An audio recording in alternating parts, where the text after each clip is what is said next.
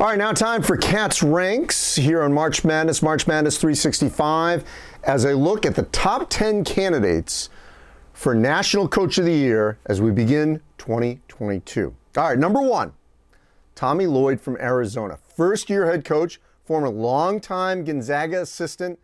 Tommy Lloyd has Arizona as one of the best teams in the country. Heading into 2022, only one loss at Tennessee. They won at Illinois, destroyed Michigan and Las Vegas. This Arizona team can win the Pac-12 and make a deep, deep run in the NCAA tournament. At number two, Scott Drew from Baylor. Fresh off winning the national championship last April, Drew started off 2022 with a win at Iowa State, undefeated 13-0, 1-0 in the Big 12. And the Baylor Bears are one of the favorites to win the national championship. Last time a team won back-to-back, 06-07, Florida. And Scott Drew has the Baylor Bears in position to do so. At number three, Ben Johnson from Minnesota. First-year head coach, former Minnesota Xavier assistant, former player at Minnesota. Well, the Gophers were picked at the bottom of the Big Ten. And heading into 2022, 1-1 in the Big Ten. They split their first two Big Ten games, lost at home Michigan State. They won at Michigan. Unbelievable job Ben Johnson has done. They won a tournament in Asheville, North Carolina. They won at Mississippi State. They won at Pitt in the Big Ten ACC Challenge. So, great start for the Gophers, a compilation of former players like Peyton Willis, who's back again, Eric Curry, who's finally healthy, Jamison Battle transfer, multiple transfers on this roster. Ben Johnson's put them together. They look like an NCAA tournament team as we enter 22. At number four, TJ Otzelberger from Iowa State suffered first loss of the season to Baylor at home to start the new year, but that was it, one loss. Picked last in the Big 12, the best league in the country. Gabe Kausher, former Minnesota player. Isaiah Brockington, former Penn State player, doing great things for Iowa State. TJ Otzelberger has the Cyclones looking like they're going to be a tournament team despite picked last. At number five, Ed Cooley from Providence. Senior-laden team led by Nate Watson. But there's a lot of questions about this Providence team, and yet the Friars have answered every challenge, except for one when they lost to Virginia in Brooklyn. But this Friar team won at UConn, crazy atmosphere at the XL Center. They have won at Wisconsin. I know Johnny Davis didn't play, but Providence looked the part like they are a team that can win the Big East. No question about it. This is one of the best teams. I don't want to say one of the best teams in the country, but certainly one of the better teams in the country. I think a top 25 team can win the Big East and challenge Villanova. At number six, Tom Izzo from Michigan State. Spartans lost twice, once to Baylor, once to Kansas, two of the best teams in the country that can win the national championship, and that's it.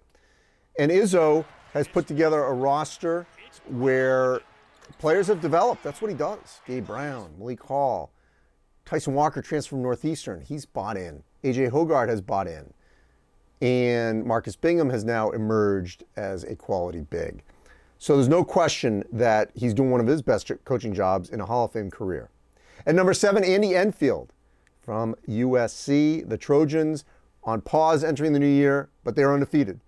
Won multiple games away from the Galen Center, road neutral. They can contend for a Pac-12 title, despite losing Evan Mobley, one of the best players in the country last season. They got his brother Isaiah Mobley, who's playing very well. At number eight, Chris Holtmann from Ohio State may have the best player in the country in E.J. Liddell, knocked off Duke, buzzer beater beat Seton Hall down in Florida, lost at the buzzer to Florida, lost in a crazy game to Xavier. This is an Ohio State team that can compete for the top of the Big Ten with Purdue, with Illinois, and he's had a lot of injuries. Justice Suing, Seth Towns. He's developed his guards. I love what Ohio State's doing under Chris Holtmann. At number nine, Bruce Pearl. Look out for Auburn. Auburn could win the SEC. I mean, Jabari Smith could be the number one draft pick, but Bruce Pearl's got a team that's going up and down, exciting to watch, defending, scoring at will. Took apart LSU, which was previously undefeated. Auburn can win the SEC. At number 10, Steve Forbes from Wake Forest. This is a team picked near the bottom of the ACC, and yet there have been times this season where Wake Forest looks like they could be the best team outside of Duke in the ACC. Duke clearly the best team in the ACC, but Wake has played where at times they could be two. They may end up being four, lost to Louisville. We'll see how they handle North Carolina, but they are looking like an NCAA tournament team as we enter the new year.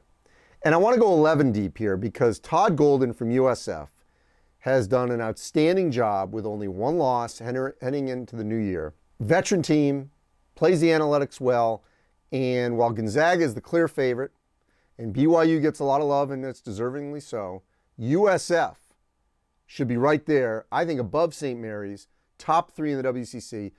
I think they're an NCAA tournament team, and Todd Golden needs to get his due. He's doing a great job with USF and the Dons out west. Need to get more recognition. He should be, right now, I think he's the WCC Coach of the Year and certainly a candidate for National Coach of the Year. All right, so that's my top 11 in the chase for National Coach of the Year as we enter 2022.